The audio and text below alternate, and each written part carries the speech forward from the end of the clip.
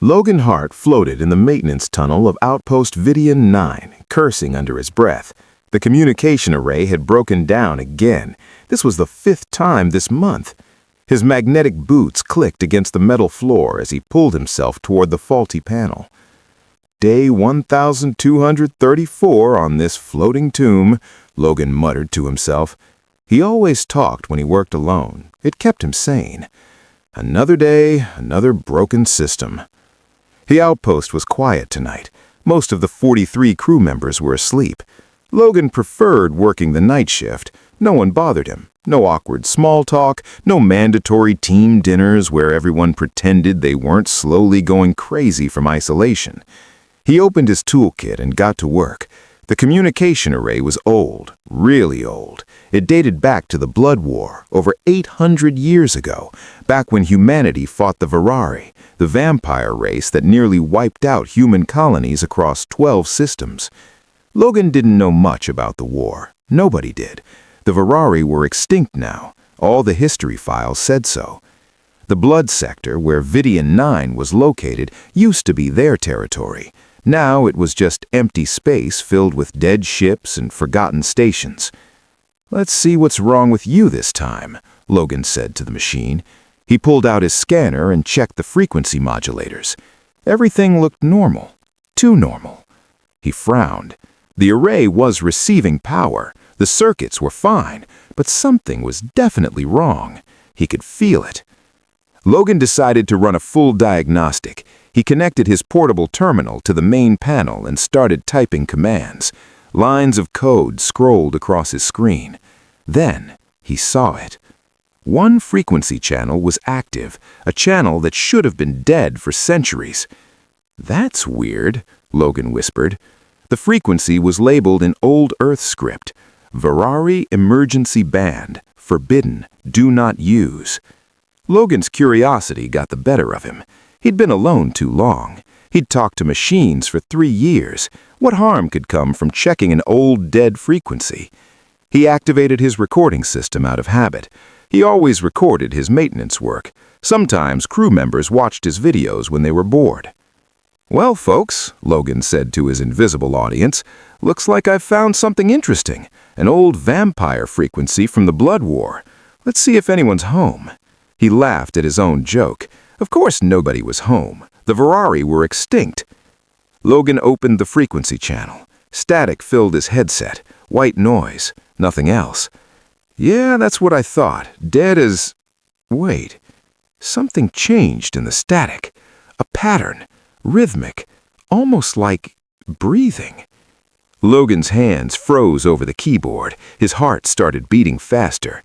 He told himself it was just interference, old equipment picking up solar radiation, nothing more. But the breathing pattern continued. In, out, in, out. "Okay, this is officially creepy," Logan said. His voice shook a little. He should close the channel. He should report this to Captain Jex immediately. He should follow protocol. Instead, Logan did something incredibly stupid. He spoke into the frequency. "Hello? Anyone there?" Silence. Just static. Logan felt foolish. He was talking to empty space, to ghosts of a dead civilization. "Yeah, I didn't think so. Though I have to say, if any vampire ladies are listening, I'm single and ready to mingle. 3 years on this station and the dating pool is basically a puddle. So if any beautiful, deadly warbrides wanna..." The static stopped. Complete silence filled Logan's headset. Then, a sound. Soft. Musical. Impossible. Laughter. Female laughter. Logan's blood turned to ice. His hands started shaking. The laughter wasn't recorded. It wasn't an echo. It was real. It was happening right now. A voice spoke through the frequency. Deep, elegant, ancient. Interesting. That single word carried centuries of power. It made Logan's bones vibrate. It made his soul recognize something primal and dangerous. The voice continued. A human male, broadcasting on the blood court frequency, speaking the old marriage words. How unexpected. "Wait, what?" Logan stammered. "Marriage words? I was just joking. I didn't—" "The bond is spoken. The call is heard. I am coming." "No, no, no!" Logan frantically typed commands, trying to close the frequency. "I take it back. It was just a joke, a stupid joke." But the channel was already dead, silent. Logan pulled off his headset with shaking hands, his heart hammered in his chest. He told himself it was a prank, someone from the crew messing with him. It had to be. He checked his diagnostic screen. His face went pale. The signal had originated from outside the solar system, 800 light-years away, from the direction of old Virari space, from territory that was supposed to be completely empty. Logan sat in the dark tunnel for a long time. He didn't move. He barely breathed. Finally, he forced himself to stand. He gathered his tools with trembling hands. He told himself everything was fine. It was just a weird malfunction, nothing more. But deep in his chest, something felt different, like a string had been tied around his heart, like something far away was pulling on it, getting closer. Logan walked back to his quarters. He didn't sleep that night.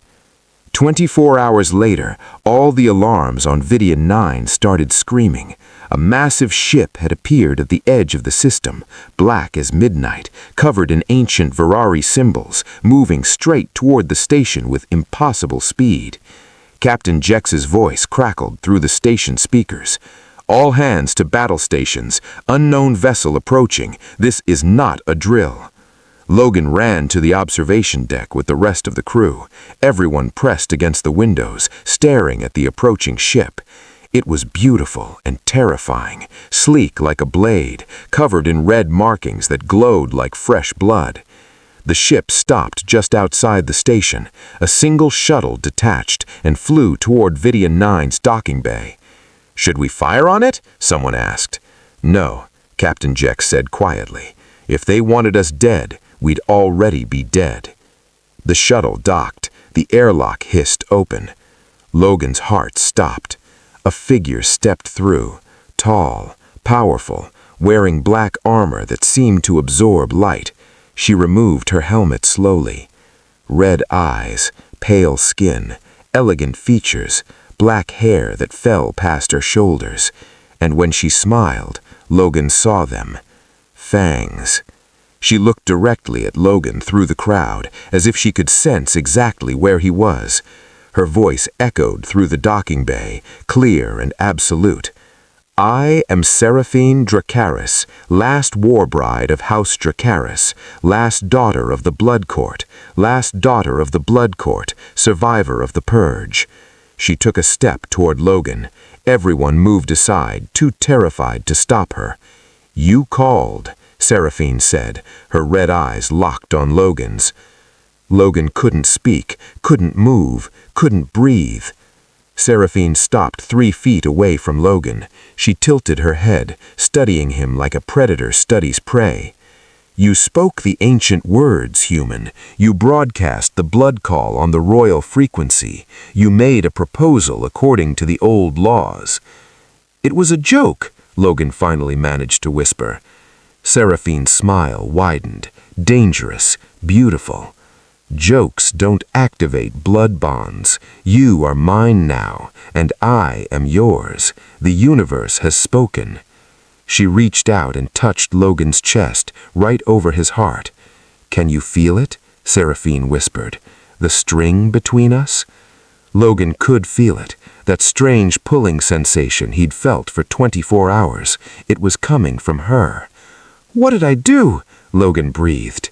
Seraphine leaned close, her breath cold against his ear. "You just married a vampire, Logan Hart, and I always keep my vows." The station security team surrounded them within seconds. 20 soldiers with plasma rifles aimed directly at Seraphine's head. She didn't even blink. Captain Jex pushed through the crowd, her hand on her sidearm. She was a veteran of the outer conflicts, gray-haired and sharp-eyed. Nothing scared her. Until now. "Step away from Engineer Hart," Captain Jex commanded. Her voice was steady, but Logan saw her hand trembling slightly. Seraphine turned to face the captain, slowly, deliberately. Her red eyes swept across the armed soldiers like they were children playing with toys. "No," Seraphine said simply. "That wasn't a request," Captain Jex growled. "You're on a human collective station. You'll follow our rules or what?" Seraphine's voice dropped to something dangerous. "You'll shoot me? You're welcome to try." She moved faster than Logan's eyes could follow. One moment she stood still. The next, she was holding the barrel of the nearest rifle. She crushed it with her bare hand like it was made of paper. The soldier stumbled backward in shock. "I am not your enemy," Seraphine said calmly, "but I am also not your prisoner. I came here for one reason only." She looked back at Logan. Her expression softened slightly. "Him."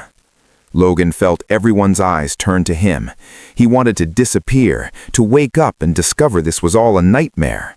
But the strange pulling sensation in his chest told him this was very, very real. "Logan, get away from that thing," Captain Jex ordered. "I can't," Logan whispered. "What do you mean you can't?" "I mean, I literally can't." Logan touched his chest. "There's something connected between us. I can feel it." Seraphine nodded. "The blood bond. It formed the moment you spoke the ancient words on the royal frequency. The moment I heard your call and accepted it." "I didn't know what I was saying," Logan protested. "Ignorance doesn't break blood law," Seraphine replied. "The bond cares nothing of intention, only action." Captain Jex looked between them, trying to understand. What exactly is this bond? Seraphine's expression turned serious, almost sad. "It is the oldest magic of my people, created thousands of years ago when Virari population was dying. Our females outnumbered males 20 to 1. Wars were fought over mates, entire houses destroyed in blood feuds." She paused, gathering her thoughts. "So the blood court created the bond call, a way for unmated females to find compatible partners across vast distances. When a male speaks the words on the royal frequency, any unmated female can hear it. If she accepts, the bond forms instantly." "And what does this bond do?" Captain Jex asked carefully. "It ties our life forces together," Seraphine said quietly. "I can feel his emotions now, his fear, his confusion, his curiosity." Logan's eyes widened. "You can feel what I'm feeling?" "Yes, and soon you'll feel what I feel." Seraphine looked directly at him. "The bond grows stronger each hour. Within 3 days we'll be completely connected. Thoughts, emotions, life itself." "That sounds like mind control," one soldier muttered. "It's not control," Seraphine said sharply. "It's unity, two becoming one.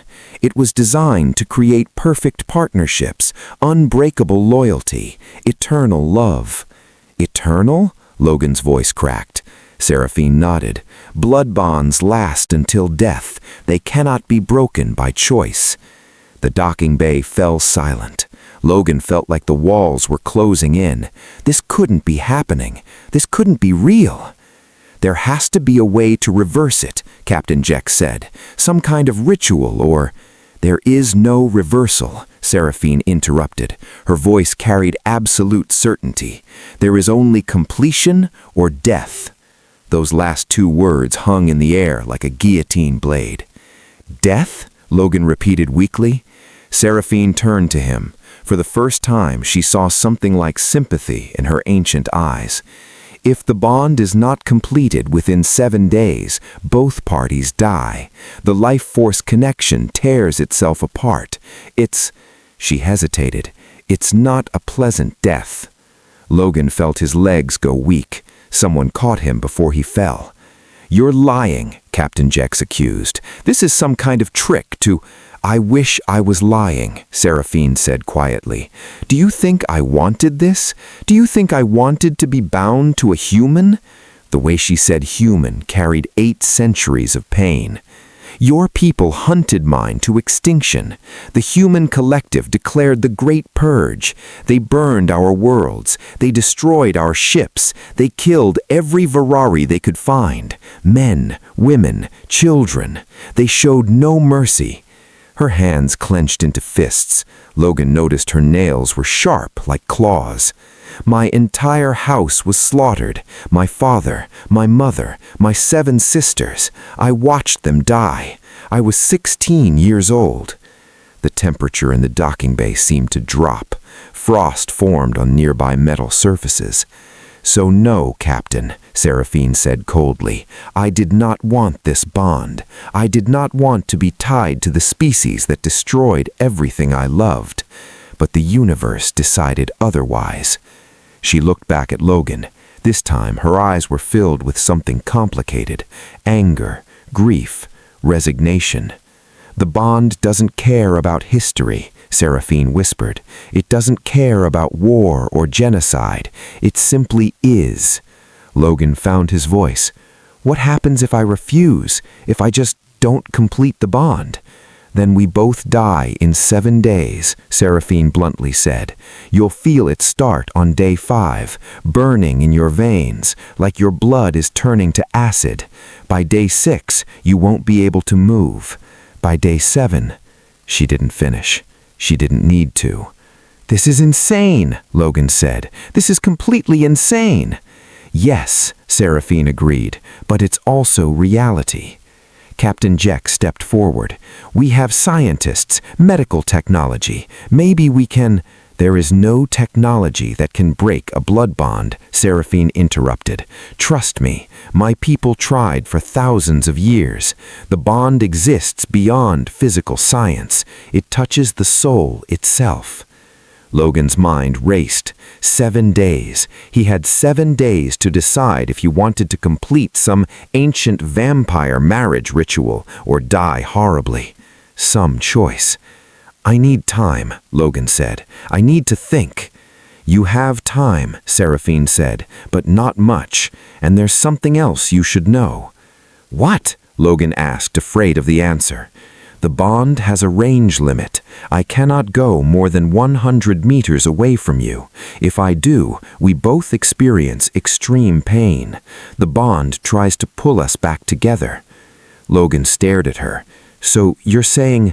I'm saying I'm not leaving this station, Seraphine finished. I'm staying right here, near you, whether you like it or not. Captain Jex looked like she wanted to argue, but what could she say? They couldn't force Seraphine to leave without killing Logan in the process.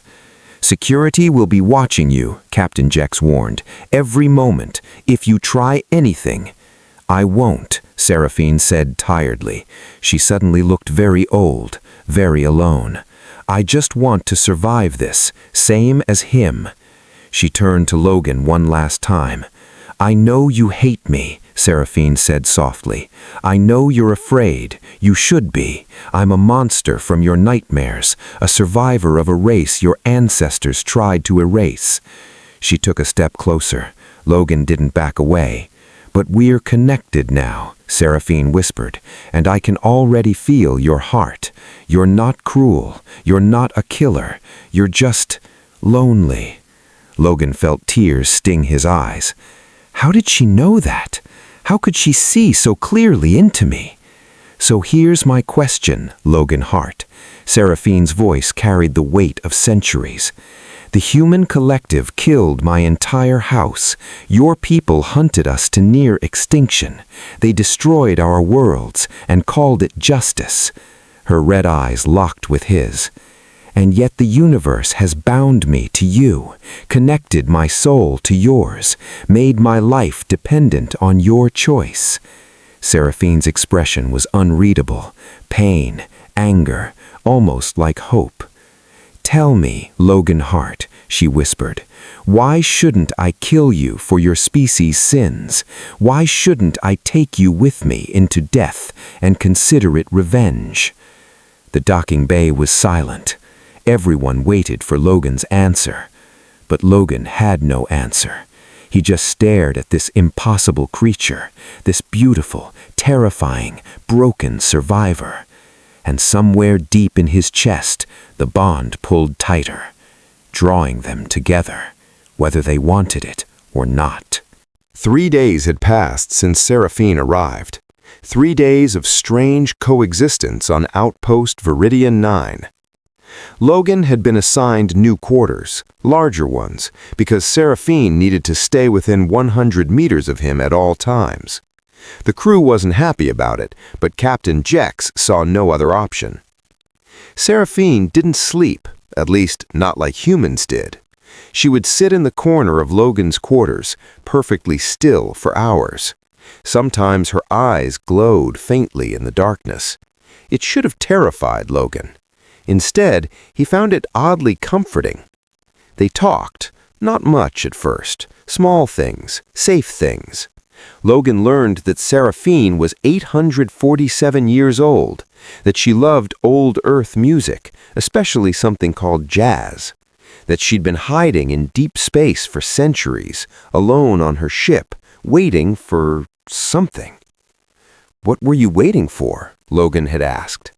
Seraphine had smiled sadly. "I didn't know until I heard your voice." The bond grew stronger each day. Logan could feel Seraphine's emotions now, her loneliness, her grief, her fear of hoping for anything good. It was like carrying another person's heart inside his chest. It was overwhelming and strangely beautiful. On the third night, everything changed. Logan was working late in the engineering bay. Seraphine sat nearby, reading an old book on a datapad. The station was quiet, peaceful. Then the alarms screamed. "Proximity alert," the computer announced. "Unauthorized ship detected. Distance 2,000 kilometers and closing." Logan and Seraphine looked at each other. He saw something flash in her eyes, recognition and fear. "Get behind me," Seraphine said, standing instantly. "Now." "What is it?" Logan asked, but he was already moving. "They found me," Seraphine whispered. "The other houses. They know I'm here." The station shook. Something had docked, violently. Captain Jex's voice crackled through the speakers. "Security breach! Docking Bay 3! Unknown hostile!" Seraphine grabbed Logan's arm. Her grip was iron strong, but careful not to hurt him. "Stay close," Seraphine commanded. "Do not leave my sight." They ran toward the docking bay. Security teams were already rushing there, weapons ready.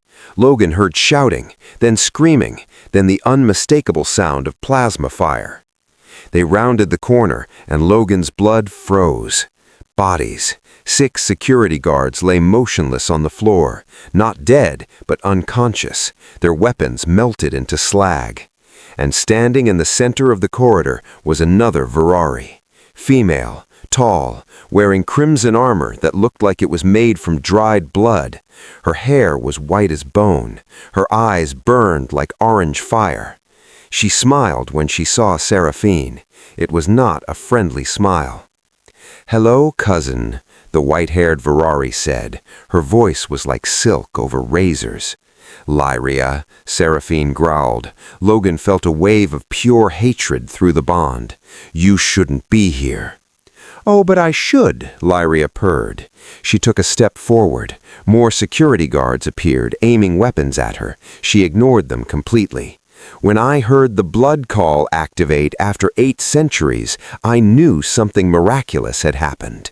Her orange eyes fixed on Logan. A human activated the royal frequency. "Do you know what that means, little Seraphine?"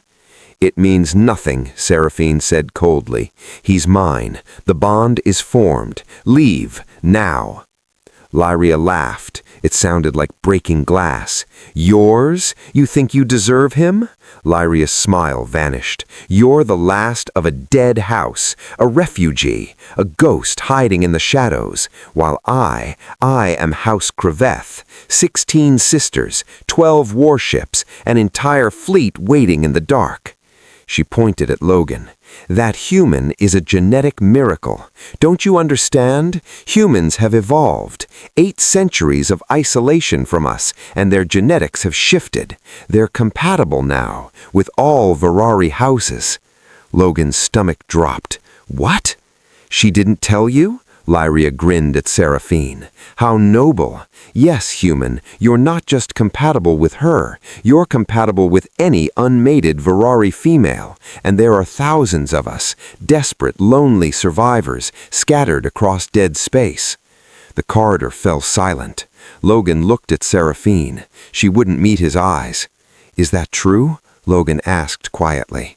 "Yes," Seraphine admitted. Her voice was barely a whisper. "But you spoke the call to me. The bond chose me." "Bonds can be transferred," Lyria said cheerfully. "If the first bonded female dies, then the male becomes available again." She drew a blade from her belt. It was black as midnight, covered with strange symbols. "So here's what's going to happen, human. I'm going to kill dear cousin Seraphine. Then I'm going to take you, human. You'll complete the bond with me instead, and House Creveth will have the first human mate in 8 centuries. "Like hell," Logan said before he could stop himself. Everyone turned to stare at him. Lyria raised an eyebrow. "Excuse me?" Logan stepped forward. His heart hammered in his chest, but he forced himself to stay calm. "You want to kill her? You'll have to go through me first." "Logan, don't," Seraphine warned. "You don't understand what she is." "I understand enough," Logan said. He looked at Lyria. "You called her a ghost, a refugee, like those are shameful things." He moved to stand beside Seraphine. "She's a survivor," Logan continued. "She lost everything, everyone, and she's still here, still fighting. That's not weakness. That's the strongest thing I've ever seen." Lyria's smile faded. "You would defend her? After what her kind did to your people?" "After what my people did to hers, you mean? Yeah, I would." He felt Seraphine's shock through the bond, her disbelief, and underneath that, something warm, something that felt like hope. Lyria's expression turned cold. "Then you'll die with her," she said simply. She moved. Logan barely saw it. One moment Lyria stood 10 meters away. The next she was right in front of Seraphine, blade driving toward her heart. But Seraphine was faster. She caught Lyria's wrist mid-strike. The sound of impact echoed like a gunshot. "You made a mistake coming here, Lyria," Seraphine said softly, dangerously. Her eyes began to glow, brighter and brighter, red like fresh blood. "You threatened my bondmate," Seraphine continued. Her voice changed, became something ancient, something terrifying. "You broke sacred law, and now..." Black veins appeared on Seraphine's skin, spreading from her eyes down her face, down her neck. Her nails grew into proper claws. "Now I remind you why they called me the Blood Princess," Seraphine whispered. She threw Lyria across the corridor. The white-haired Virari crashed through a metal wall like it was cardboard. Seraphine turned to the security guards. "Get Logan to safety," Seraphine commanded, "and clear this section. This is about to get very messy." "Logan," Logan started. "Trust me," Seraphine said, looking back at him. Her face was inhuman now, monstrous, but her eyes were still hers, still filled with that complicated emotion he'd come to recognize. "I'll come back to you," she promised. "I always will." Then she ran toward the hole in the wall. The sounds that followed would haunt Logan for the rest of his life. Inhuman screaming, metal tearing, the shriek of energy weapons, and underneath it all, Seraphine's voice, speaking in a language older than human civilization. The fight lasted 4 minutes.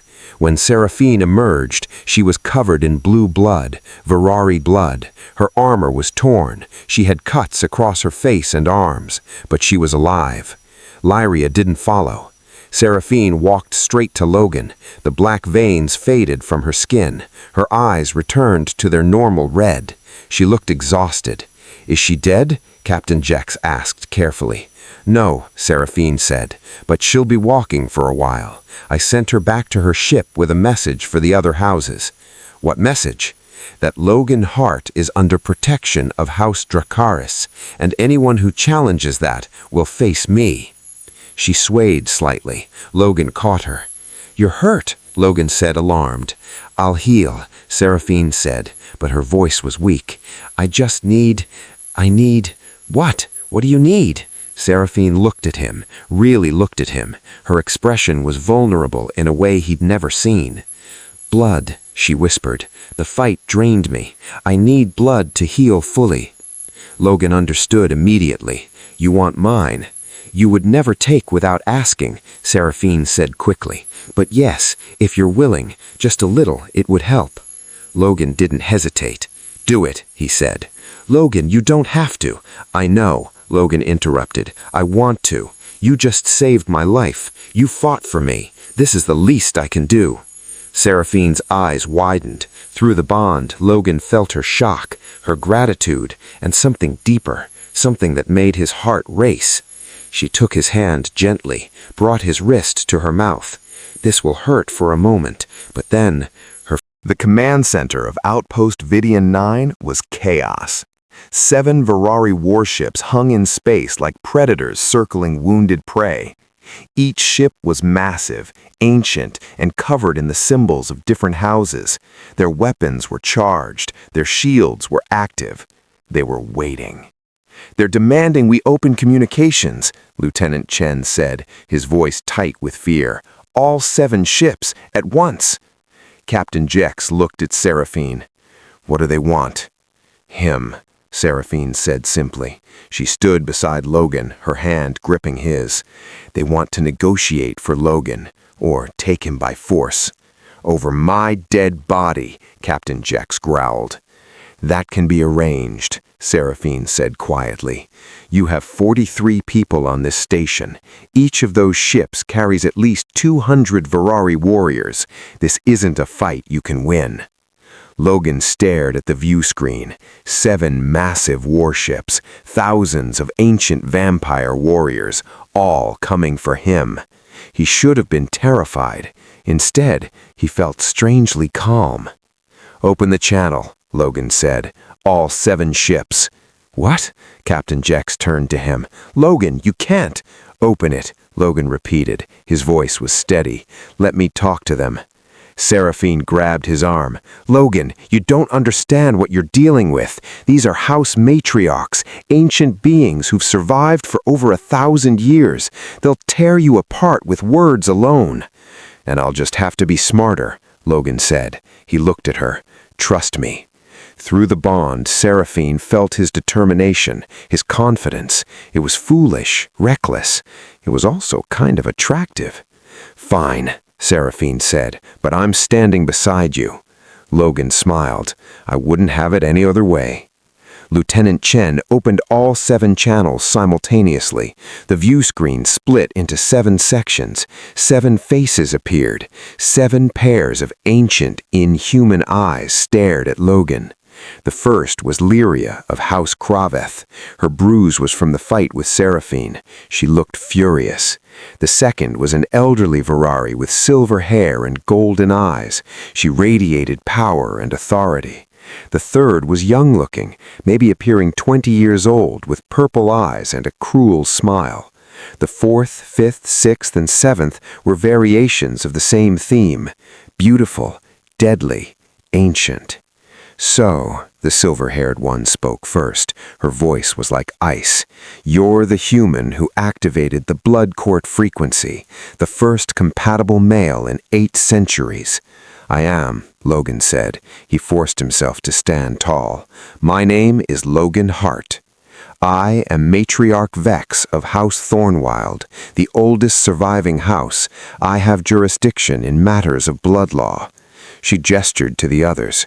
You've already met Lyria of House Kraveth. The others are matriarchs of houses Nightvale, Crimsonfall, Shadowmere, Bloodworth, and Ashenfang. We represent every major surviving Virari house. Logan felt Seraphine tense beside him. 7 houses, Seraphine whispered, the 7 that survived the purge. Indeed, indeed, Matriarch Vex said, and we have come to claim what is rightfully ours. He's not property, Seraphine said coldly. Oh, but he is, Lyria snarled. He's a resource, the first human compatible with our species. Do you know how many unmated females exist across our houses? Thousands, all desperate, all alone. The purple-eyed matriarch leaned forward. The human represents hope for our dying race, and you, little Dracarys refugee, think you can keep him to yourself? The bond is formed, Seraphine said. Blood law is clear. He's mine. Blood law is also clear on another matter, Matriarch Vex said coldly. Bonds can be challenged. If multiple houses claim the same male, ancient protocols apply. Logan felt ice in his stomach. What protocols? Trial by combat, Matriarch Vex said. Each house sends a champion. The champions fight. The winner's house claims the male. No, Seraphine said immediately. I won't allow. You have no authority to allow or disallow anything, Lyria interrupted. You're not a matriarch. You're barely even House Dracarys. Your house is extinct, dead. You're just the last ghost pretending to have power. Seraphine's hand tightened on Logan. Through the bond, she felt her pain, her shame, her rage. And suddenly, Logan understood something. She'd never told them who she really was. Actually, Logan said loudly, cutting through the argument, you're wrong about that. 7 pairs of ancient eyes focused on him. Excuse me? Matriarch Vex said dangerously. Logan looked at Seraphine. Tell them who you really are. Seraphine's eyes widened. Logan, don't. They need to know, Logan said quietly. If we're going to survive this, they need to know the truth. Seraphine stared at him for a long moment. Then, slowly, she nodded. She turned to face the 7 matriarchs. My full name, Seraphine said slowly, is Seraphine Dracarys vel Thornwild vel Ashenfang, first daughter of the Dracarys dynasty, granddaughter of the Blood Court, direct descendant of the first queen. Silence. Absolute silence. Matriarch Vex's eyes went wide. That's impossible. The royal line died during the purge. Most of it did, Seraphine said quietly, but not all.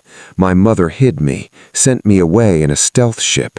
I was 16 when I watched your human allies burn our homeworld from orbit. She took a step forward. Her presence seemed to fill the entire command center. I am the last of the Blood Court, Seraphine said. Her voice carried ancient authority. I am the rightful heir to the Virari throne, and by ancient law, I outrank every single one of you. The matriarchs looked at each other. Some seemed shocked, others looked suspicious. Prove it, the purple-eyed matriarch challenged. Anyone can claim royal blood. Seraphine's eyes began to glow, not red like before, gold, pure gold. Only the royal bloodline carries the golden sight. Only direct descendants of the first queen can access the oldest blood magic. She raised her hand. Golden light surrounded her fingers. The temperature dropped 20 degrees. Frost formed on every surface. The 7 matriarchs bowed their heads. Even Lyria looked shaken. Your Highness, Matriarch Vex said quietly, we did not know. We thought the royal line was extinct. So did I, Seraphine said quietly. The golden light faded. I've been hiding for 8 centuries, alone, waiting to die, until 3 days ago, when this foolish, wonderful human accidentally proposed to me. She looked at Logan with something that might be love. And now, Seraphine continued, turning back to the matriarchs, you want to take him from me. You want to challenge my bond. You want to start another war. We want survival, Matriarch Vex said. Our species is dying. We have so few compatible males. If this human represents a new possibility, then you need to think bigger, Logan interrupted. Everyone looked at him again. What? Lyria said. Logan took a deep breath. This was crazy. This was completely insane, but it might be the only way. You're fighting over me like on the last piece of food on a dying planet, but I'm not the last one. I'm the first. He looked at each matriarch in turn. You said humans have evolved, that we're compatible now. That means there are billions of potential mates on Earth and the colonies. Billions. Matriarch Vex's eyes narrowed. Go on. What if instead of fighting over me, you use me as proof of concept? Let Seraphine and I complete our bond, document it, study it, then approach the human collective officially, propose an alliance. The humans will never agree, Lyria spat. 800 years ago, Logan countered. Most humans today don't even believe Virari exist. You're legends, ghost stories. If you approached peacefully, with evidence of compatibility, they might listen, Captain Jex said slowly. She'd been quiet until now, but Logan saw her tactical mind working. The human collective is always looking for allies, especially powerful ones. If the Virari offered partnership instead of conquest, it could work, Matriarch Vex admitted, but it would require trust, something in very short supply between our species. That's why you need us, Logan said, squeezing Seraphine's hand. A human and a Virari, bonded, proof that our species can coexist, can love each other. He paused. We could be the bridge, Logan said quietly, the first step towards peace. The matriarchs looked at each other. Silent communication passed between them. Finally, Matriarch Vex spoke. Your proposal has merit, Logan Hart, but there's a problem. What problem? The other houses might agree to wait, to let you complete your bond and serve as ambassadors, but there are Virari who don't answer to us, rogue houses, pirates, desperate females who've been alone for centuries. Her expression grew dark. When word spreads that a compatible human exists, every unmated Virari in the galaxy will come hunting, and not all of them will be interested in peaceful negotiation. As if summoning them with her words, new alarms began screaming. Contact! Time stopped. Seraphine's heart was silent. Her chest didn't move. Her skin grew cold under Logan's hands. She was dead. No, Logan whispered. No, this can't be happening. Captain Jax put her hand on his shoulder. Logan, I'm sorry. She's gone. She's not gone, Logan shouted. His voice echoed through the command center. The bond is still there. I can still feel it. Weak, but it's there. He looked around desperately. Someone help me. There has to be a way. Matriarch Vex's face appeared on the view screen. She'd been watching everything. There is one way, she said quietly, but it's dangerous for both of you. I don't care, Logan said immediately. Tell me. The emergency binding, Matriarch Vex said. An ancient ritual used when one bonded partner is dying. The living partner must give their life force directly, share their heartbeat, their breath, their very soul. How? Logan demanded. You must bite her, Matriarch Vex said. Your human teeth won't break her skin properly, so you must use hers. She paused, her expression grave. Take her fang. Use it to cut your palm, then press the wound to her heart. Your blood will flow into her. Your life will flow into her. The bond will use your vitality to restart her systems. What's the danger? Captain Jax asked. If the bond takes too much, both will die, Matriarch Vex said. The ritual must be stopped at exactly the right moment. Too soon and she dies. Too late and he dies. There's no way to know when that moment is. I'll know, Logan said with absolute certainty. The bond will tell me. He didn't wait for permission. He gently opened Seraphine's mouth. Her fangs were retracted, but he found one. Carefully, he extracted it. It came free easily, like it was designed for this. The fang was sharp, beautiful, ancient. Logan pressed the point to his palm and cut deep. Blood welled up immediately, red, human, warm. He pressed his bleeding hand directly over Seraphine's heart. Come on, Logan whispered. Come back to me, please. Nothing happened. The blood soaked into her black armor, into her skin, but nothing changed. It's not working, Captain Jex said. Give it time, Matriarch Vex said. The emergency binding takes... Seraphine gasped.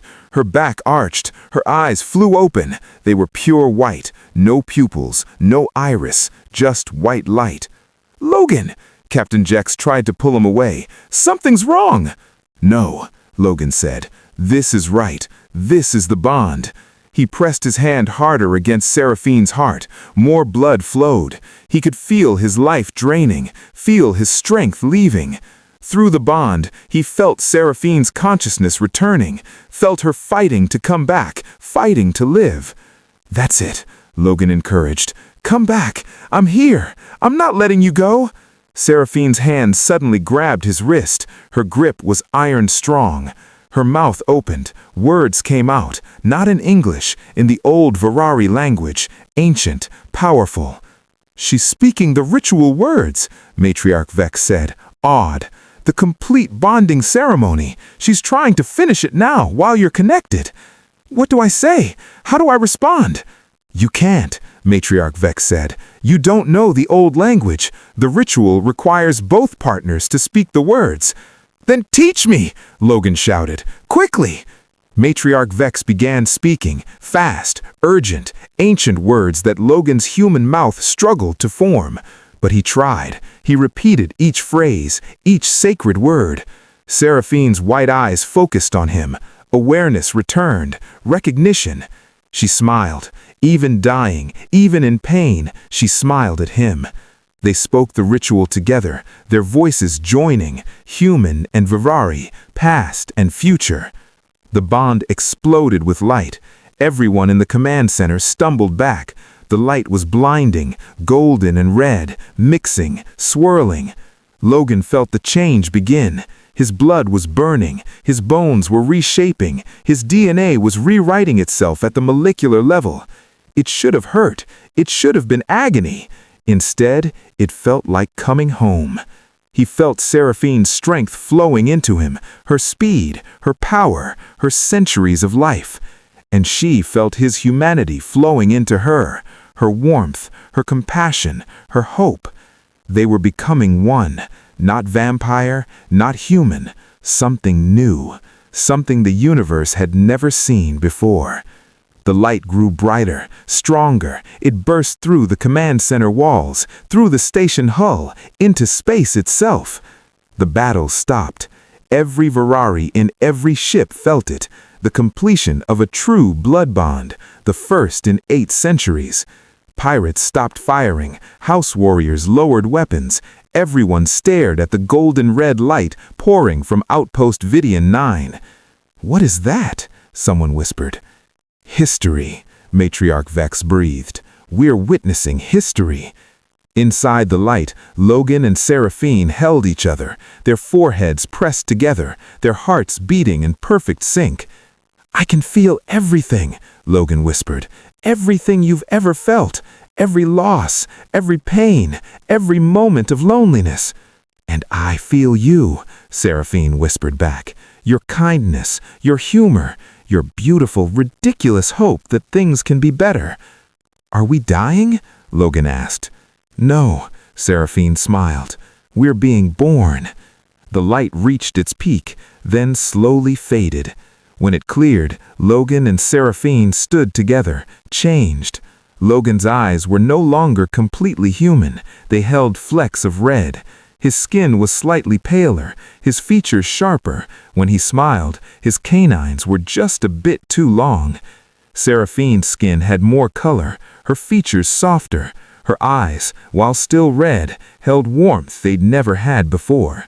They looked at each other. Then they laughed. Pure joy, pure relief. We did it, Logan said. We actually did it. We're bonded, Seraphine said. She touched his face gently, completely, forever. Forever, Logan agreed. I can live with that. They kissed, and this time the bond sang with complete happiness. Captain Jex cleared her throat. As touching as this is, we still have a battle situation. Actually, Matriarch Vex said from the view screen, I don't think we do anymore. She gestured. The tactical display showed the pirate ships. They were all retreating, pulling back. They felt the bond complete. They know he's no longer available. The chase is over. Just like that? Captain Jex asked skeptically. Blood bonds are absolute, Matriarch Vex said. No Virari would challenge a completed bond. It would be like trying to separate someone's soul from their body. Impossible, unthinkable. The pirate ships jumped to faster-than-light travel. One by one, they disappeared. Within 10 minutes, the battle was over. "I'll be damned," Captain Jex muttered. Logan turned to the view screen, to the 7 matriarchs who were still watching. "So," Logan said, "about that alliance." 6 months later, the bridge between humanity and the Virari was no longer just an idea. It was real. Logan and Seraphine traveled between Earth and Virari space constantly. They spoke at council meetings. They demonstrated the bond to skeptical humans and cautious Virari. They proved that cooperation was possible. Slowly, carefully, more humans volunteered to meet Virari. More bonds formed. Not many, not quickly, but enough to show this wasn't just a one-time miracle. The 7 houses formed an official council. They appointed Seraphine as their representative. The last blood princess became the voice of her people. And Logan became something unexpected. An ambassador, a bridge, a symbol of what could be. Tonight, they stood on the observation deck of their new flagship. The vessel was a gift from the 7 houses, a beautiful ship that combined human technology with Virari craftsmanship. They named it the New Dawn. Stars wheeled past the windows, millions of them, infinite possibilities. "Do you ever regret it? The life you gave up? The normal human existence you could have had?" Seraphine asked quietly. Logan pulled her close. After 6 months, the gesture was automatic, natural, like breathing. "Regret? Are you kidding? Before you, I fixed air filters on a dead station. I talked to machines because I had no one else. I was slowly going crazy from loneliness." He turned to face her fully. "Now I'm part of the most important diplomatic mission in human history. I'm bonded to the most amazing woman in the galaxy. I've seen wonders most humans never dream of." Logan kissed her forehead gently. "And I get to wake up every day knowing that I'm making a difference, that we're changing things, together." Seraphine's eyes filled with blood tears, happy ones this time. "I love you," she whispered. "I didn't think I could love anything after my family died, after 8 centuries alone. But then a drunk, foolish engineer made a joke into a dead frequency." She laughed softly. "And everything changed." "Everything," Logan agreed. They stood together in comfortable silence, just being, just existing in this moment they'd fought so hard